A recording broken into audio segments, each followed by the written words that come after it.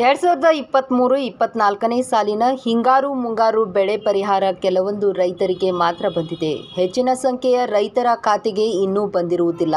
ಇದಕ್ಕೆಲ್ಲ ಕಾರಣ ಗ್ರಾಮ ಲೆಕ್ಕಾಧಿಕಾರಿಗಳು ಹಾಗೂ ತಾಂತ್ರಿಕ ದೋಷದ ಸಮಸ್ಯೆ.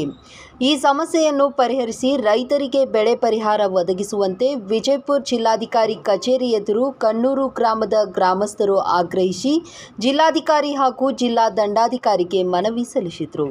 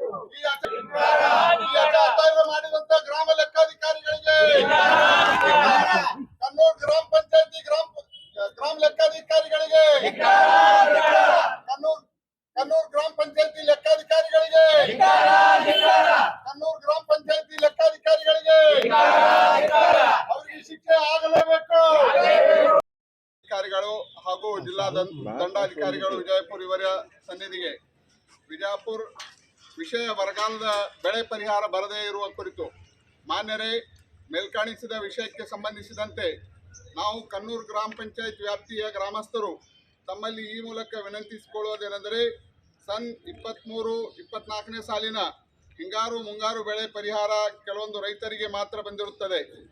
ಹೆಚ್ಚಿನ ಸಂಖ್ಯೆಯ ರೈತರ ಖಾತೆಗಳಿಗೆ ಬಂದಿರುವುದಿಲ್ಲ.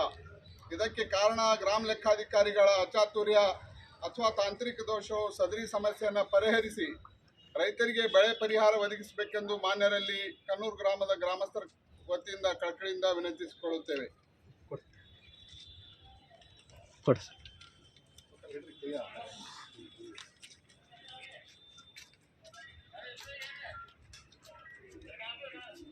ಈಗ ನಾನೇ ಹೇಳ್ತೀನಿ, ನಾವು ಹೇಳ್ಬೇಕಾಗ್ತದೆ. ಈಗ ನಾವು ಎಲ್ಲ ತಾಲೂಕಿಗೆ ಸರ್ ID ನೋಡಿ FID ಫೇಲ್ ಆಗಿತ್ತಂದ್ರೆ ಬರೋದಿಲ್ಲ. FID ಫೇಲ್ ಆಗಿದ್ದು ಈಗ ಮಾಡ್ಬೋದು ಒಂದು. ಆಮೇಲೆ ಎರಡನೇದು ಕ್ರಾಪ್ ನಾವು ಏನು ಸರ್ವೆ ಮಾಡ್ಯಾರ, ಕ್ರಾಪ್ ಸರ್ವೆ ಮಾಡಿದ್ರೆ ಇರಬೇಕು. ಯಾವ ಮತ್ತೆ ನಾವು ಮೆಮೊರಾಂಡಮ್ ಕಳಿಸಿ ಎಡೆ ಆತಂದ್ರೆ ಯಾರ ಜಮಾ ಇತ್ತು ಅದನ್ನು ಚೆಕ್ ಮಾಡಿಸ್ಬೇಕು. ಅಲ್ಲಿ ಕೇಳ್ತಾರೆ ಸರ್ವೆ ನಂಬರ್ ದೊಡ್ಡ ರೈತರು ಇದ್ರು ಅಂದರೆ ಇಂಥವ್ರು ಅವರಿಗೆ 2 ಹೆಕ್ಟರ್ ಕ್ರಾಪ್ ಸರ್ವೆ ಮಾಡಿ ಸರಿಯಾಗಿ ಒಂದು ನಿಮಿಷ ಸರಿಯಾಗಿ ಬಂದಿಲ್ಲ ಸರ್. ಅವರು ತಲಾಟಿ ಮೇಲೆ ಇವ್ರು ಹಾಕ್ತಾರ, ಸರ್ಕಲ್ ಮೇಲೆ ಒಬ್ರಿಗೊಬ್ರು ಹಾಕೋತಾರ. ಅಧಿಕಾರಿಗಳು ಯಾರು ಅದನ್ನ ಜವಾಬ್ದಾರಿ ತಗೊಳ್ಳಲ್ರು. ಮತ್ತೆ ಇಲ್ಲ ಇಷ್ಟು ಭಯಂಕರ ಬೇಸಿಗೆ ಅದ, ಭಯಂಕರ ಬರಗಾಲ ಇದ್ರು ಜನರಿಗೆ ಕುಡಿಯಾಕ ನೀರಿನ ಸಮಸ್ಯೆ ಅದ, ಸಂಸಾರ ನಡೀದೆ ಕಠಿಣ ಆಗ್ಯದ. ಇಂಥ ಪರಿಸ್ಥಿತಿ ಒಳಗೆ ಬರ ಪರಿಹಾರ ಬಂದ್ರ ಒಂದ್ ಅನುಕೂಲ ಆಗ್ತದ ಅಂತೇಳಿ ಜಾತಕ ಪಕ್ಷಿ ಹಂಗ ನೋಡ್ಕೊಂತ ಕೂತಾರ ರೈತರು. ಅಂತ ಪರಿಸ್ಥಿತಿ ಒಳಗೆ ಕೆಲವೊಬ್ರಿಗೆ ಬಂದಾವ, ಕೆಲವೊಬ್ರಿಗೆ ಬಂದಿಲ್ಲ. ಈಗ ನಮ್ಮ ಪಂಚಾಯತಿ ವ್ಯಾಪ್ತಿ ಒಳಗ 50% ಗಿಂತ ಕೆಳಗ 40% ಜನರಿಗೆ ಬಂದದ, ಇನ್ನ 60% ಜನರಿಗೆ ಬಂದಿಲ್ರಿ. ಮತ್ ಹಿಂಗಾದ್ರೆ ಹೆಂಗ? ಅದಕ್ಕೆ ನಾವು ಅನ್ಸರ ಜಿಲ್ಲಾಧಿಕಾರಿಗಳ ಮುಖಾಂತರ ನಾವು ಸರ್ಕಾರಕ್ಕೆ ನಾವು ಹೇಳ್ತೀವಿ, ಇವು ಯಾವ್ದಾವಲ್ಲ ರೀಸರ್ವೆ ಮಾಡಿಸಿ ಕ್ರಾಪ್ ಸರ್ವೆ ಅದು ಇದು ಅನ್ಬಾರ್ದು. ಎಲ್ಲಾರ ಖಾತೆಕ್ಕ ಈ FID ಆದವ್ರಿಗೆ ಎಲ್ಲಾರ ಖಾತೆಕ್ಕೆ ಅದನ್ನ ಬರ ಪರಿಹಾರ ಜಮಾ ಆಗುವಂಗ ವ್ಯವಸ್ಥೆ ಮಾಡಿದ್ರ ಎಲ್ಲಾ ರೈತರಿಗೆ ಅನುಕೂಲ ಆಗ್ತದ ಅನ್ನುವಂತ ಒಂದು ಮನವಿ. ಮೊನ್ನೆ ಮುರುಗೇಶಿಂದ ತಹಸೀಲ್ದಾರ್ ಮೇಡಮ್ ಅವ್ರ ಆಫೀಸ್ ಹೋಗಿದ್ದೆ ಬಿಜಾಪುರ. ಅವರು ಕೇಳೋಣ ನಮ್ಗೆ ಯಾವುದೇ ರೀತಿ ಅಮೌಂಟ್ ಯಾವಾಗ ಬಂದು ಅಂದ್ರೆ ನಮಗೆ ಗೊತ್ತಿಲ್ಲ, ನಿಮಗೆ ಕನ್ಫರ್ಮೇಶನ್ ಹೇಳೋಣ ಅಂದರು. ತಲಾಟಿ ಅವ್ರಿಗೆ ಕೇಳಿ ಹೋಗುತ್ತೆ. ನಾವು ಕನ್ನೂರು ತಲಾಟಿ ಅವ್ರಿಗೆ ಫೋನ್ ಹಚ್ಚಿದ್ದೇವೆ. ಸೋಮವಾರ ದಿವಸ ಬಂದಿರಿ ಅವ್ರು ನಮ್ಮ ಕನ್ನೂರ್ಗೆ. ಅವ್ರಿಗೆ ಕೇಳೋಣ, ಅವರು GPS ಏನು ಸಂಬಂಧ ಇಲ್ಲ, ಎಲ್ಲರೂ ಏಕ್ ಲೆವೆಲ್ ಅಂತ ಅಮೌಂಟ್ 15 ಗಂಟೆ ವೇಟಿಂಗ್ ಮಾಡೈತೆ ಹೇಳ್ತಾರೆ. ಫೋನ್ ರೆಸ್ಪಾನ್ಸ್ ಮಾಡಂಗಿಲ್ಲ, ಒಟ್ಟ ಯಾವುದೇ ರೀತಿ ಯಾರು ರೈತರ ಹೆಸರು ಫೋನ್ ಎತ್ತಂಗಿಲ್ಲ. ನಾವು ನಾಟಕಕ್ಕೆ ಹೋಗಿದ್ದೇವೆ, ಈಗ ನಾಟಕಕ್ಕೆ ಹೋಗಿ ಜಸ್ಟ್ ಇಲ್ಲಿ ಜಿಲ್ಲಾ ಅಲ್ಲಿ ಒಂದು FID ಕರೆಕ್ಟ್ ಐತಿ, ನಿಮ್ಗೆ ಎಲ್ಲ ಕರೆಕ್ಟ್ ಐತಿ, ಅಮೌಂಟ್ ಜಮಾ ಆಗ್ಯಾವ. 2,000 ರೂಪಾಯಿ ಜನವರಿ 29 ತನಕ ಕೆಲವು ಅಮೌಂಟ್ ಜಮಾ ಆಗಿದೆ. ಅಮೌಂಟ್ ಜಮಾ ಆದ್ರೆ ಕನ್ಫರ್ಮ್ ಎಲ್ಲರಿಗೆ ಅಮೌಂಟ್ ಬಂದವು, ನಮ್ಮನ್ನು ಜಮಾ ಆಗ್ಯಾವ, ಆದ್ರೆ ನಮಗೂ ಅಮೌಂಟ್ ಬಂದಿಲ್ಲ. FID ಕರೆಕ್ಟ್ ಐತಿ, ಎಲ್ಲ ಕರೆಕ್ಟ್ ಐತಿ, GPS ಕರೆಕ್ಟ್ ಐತಿ, ಎಲ್ಲ ಡಾಕ್ಯುಮೆಂಟ್ ತಗೊಂಡ್ಬಂದಿದ್ದೆ. ಅವ್ರು ಅಲ್ಲಿ ಕೇಳ ನಿಮ್ ತಲಾಟಿ ಅವ್ರು ಕೇಳ್ತಾರೆ, ತಲಾಟಿ ಅವ್ರು ಕೇಳ 15 ಗಂಟೆ ವೇಟಿಂಗ್ ಮಾಡ್ತಾರೆ. ಒಬ್ಬರ ಮೇಲೆ ಒಬ್ರು ನಿರ್ದಿಷ್ಟ ನಮ್ಗೆ ರೈತರಿಗೆ ಯಾವುದೇ ತರ ಸಲಹೆ ಸಿಗ್ತಾ ಇಲ್ಲ. ಈಗ ಅಪರ ಜಿಲ್ಲಾಧಿಕಾರಿ ಇವರು GPS ಆಧಾರಿತವಾಗಿ ಜಮಾ ಆಗೋದು ಇವ್ರು ಹೇಳಿದ್ರಿ, ಜಿಲ್ಲಾಧಿಕಾರಿ ಸಾಹೇಬ್ ಅವ್ರ ಮೇಡಮ್ ಅವ್ರು ಕೇಳ GPS ಸಂಬಂಧ ಏನಿದೆ ಎಲ್ಲರೂ ಜಮಾ ಆಗೋದು ಅವ್ರ ತಲಾಟಿ ಅವ್ರು. ನಾವ್ ಏನ್ ಮಾಡ್ಬೇಕು, ಎಲ್ಲಾ ರೈತರ ಪರಿಸ್ಥಿತಿ ಈ ವರ್ಷ ಅಂತೂ ಎಲ್ಲರಿಗೂ ಗೊತ್ತಿದ್ದ ವಿಷಯನೇ ಐತಿ. ಬರಗಾಲ ಐತಿ ಅನ್ನೋದು ಪೂರಾ ಎಲ್ಲ ಬಿಜಾಪುರ ಜಿಲ್ಲೆ ಬರಗಾಲ ಐತಿ. ತಲಾಟಿ ಮೇಡಮ್ ಕೇಳೋಣ, ಅವ್ರು ಏನಂತಾರೆ, ಒಬ್ರು ಸರ್ವೆ ಆಗಿರುತ್ತೆ.